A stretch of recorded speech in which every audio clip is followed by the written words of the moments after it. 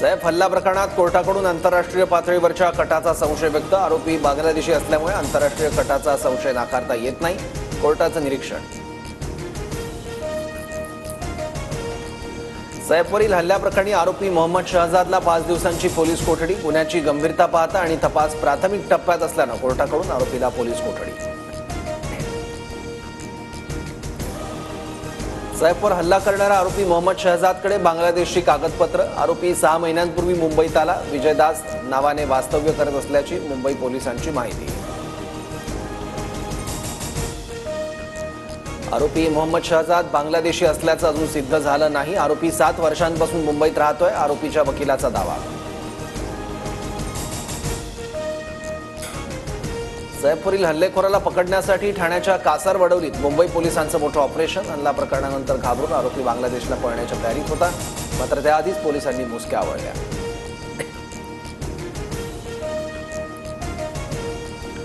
हल्लेखोराच्या अटकेसाठी 200 पोलिसांच्या पथकानं सापळा रचला. रात्री 3 वाजता ठाण्याच्या जंगलात अटकेचा थरार. अंगावर झाडाची पानं आणि गवत पांघरून आरोपी लपला होता. ठाण्याच्या लेबर कॅम्पमध्ये रात्रभर अटकेचं ऑपरेशन. व्हिडिओ TV 9च्या हाती. मध्यरात्री लेबर कॅम्पमध्ये पोलिसांकडून चौकशी.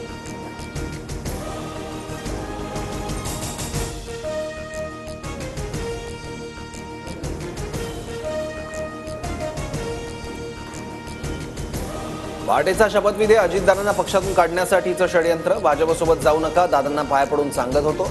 सुनील तटकरे साक्षीदार. शिर्डीतल्या भाषणात धनंजय मुंडेंचा गौप्यस्फोट.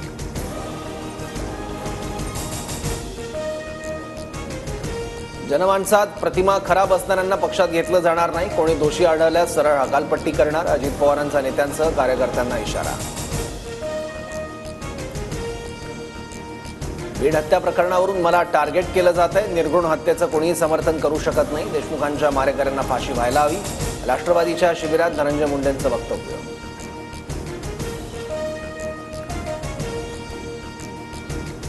मला बदनाम करायचं असल्यास करा, पण बीडला बदनाम करू नका. मंत्री धनंजय मुंडेंची विरोधकांवर टीका. तर तुम्ही बीडचे असल्यामुळे बीड बदनाम. अंबादास दानवेंचं प्रत्युत्तर.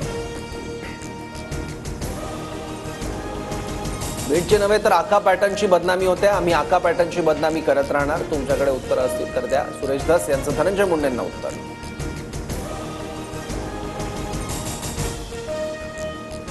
आरोप करणाऱ्यांनी एकतरी आरोप खरा करून दाखवावा. मंत्री धनंजय मुंडेंचं विरोधकांना आव्हान.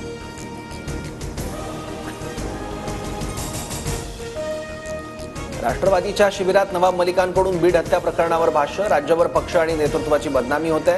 पक्ष नेतृत्वाने हिताचा निर्णय घ्यायला हवा. नवाब मलिकांचं मत. सूत्रांची माहिती.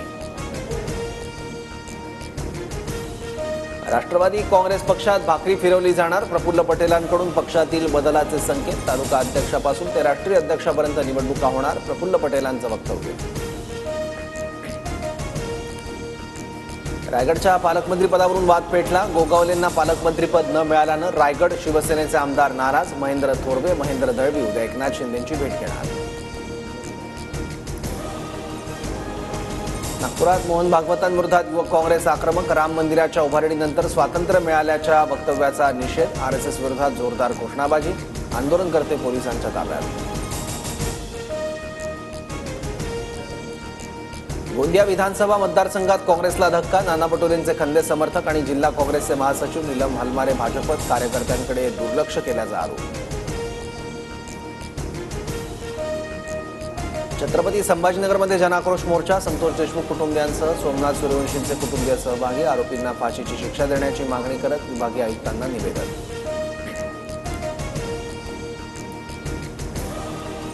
बुलढाणा जिल्ह्यातील दाभाडीत जीवघेणा दरोडा. दरोडेखोरांकडून डॉक्टरच्या पत्नीची हत्या. पोलिसांकडून दरोडेखोरांचा शोध सुरू. नवी मुंबईतील कोल्ड प्लेचा शोचा दुसरा दिवस. नेरूळच्या DY पाटील स्टेडियममध्ये शोचं आयोजन. तरुणाई मोठ्या संख्येनं सहभागी. प्रयागराजमध्ये महाकुंभ मेळ्यात भीषण अग्नितांडव. शास्त्री पूल परिसरातल्या सेक्टर 5 मधील घटना. तंबू आणि साहित्य जळून खाक. अग्निशमक दलाकडून परिसर सील. आग नियंत्रणात.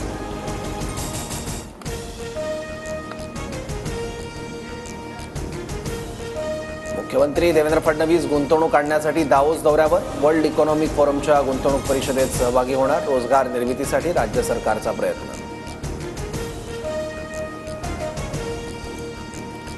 अर्थसंकल्पीय अधिवेशन बॅगा खरेदीवरून वादाच्या भोवऱ्यात सापडण्याची शक्यता. पेनड्राईव्हच्या काळात 82 लाखांच्या बॅगा खरेदीचा निर्णय. विरोधकांकडून सरकारच्या निर्णयावर टीका.